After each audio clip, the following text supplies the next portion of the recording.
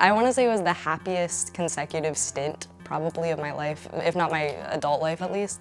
Because we weren't using our phones and we were really like immersing ourselves in this new super rural community and talking to Peace Corps volunteers and talking to people in Spanish and talking to people like learning Guarani. It was just so cool to just kind of leave all the stress and noise behind and just kind of focus on the present moment.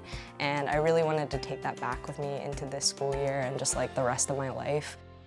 This trip, which we called Eagles in Service, was a part of our larger leadership academy, and it was the first time that we ever did a trip of any kind, especially an international trip, where we went to Paraguay and performed this service in that community as a larger part of the other programs that we provide here for our student athletes.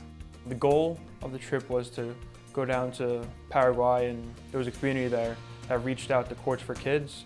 So the way the process works is that they apply to Courts for Kids. They need to meet a certain requirement for the need of a court. They also have to be able to fundraise a certain amount of money in order to afford their part. So the goal of the trip was to go and aid the community in building the sport court for the community. As soon as we started working and we were putting in the long hours throughout the day, more and more of the community started to come out. At first it was just to kind of like observe what we were doing, but then definitely by the end of the day we had the entire community out helping us. Everyone was super welcoming, both the parents, the kids, everyone in the community was really nice.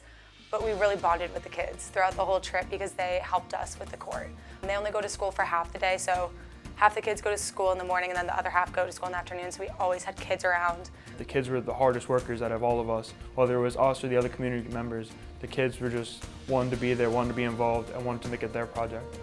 Definitely one thing that was super sweet to hear was how seeing the women on the trip from various teams working really hard, putting in like physical labor and just going the extra mile, and how that impacted young girls in the community specifically, because it is such a normal traditional machismo culture. There aren't as many opportunities presented for young girls, especially like athletically, and it was awesome to hear that from the community that like we had an impact so great.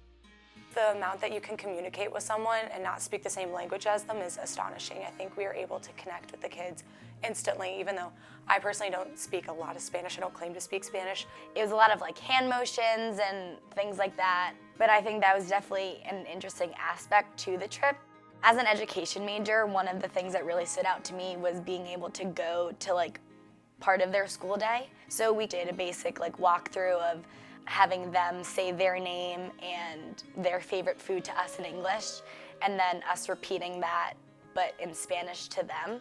We did some pretty intentional focus and reflection before the trip and throughout our time in Paraguay to help the students really dig a little deeper to why are we here, what does it mean to serve, what is servant leadership, and different things like that. So I think it was cool to see them, one, have a fun experience and make new friends and things like that, but also to really grow as young men and women and work on their own leadership and hopefully learn some skills that they'll take with them as they leave AU.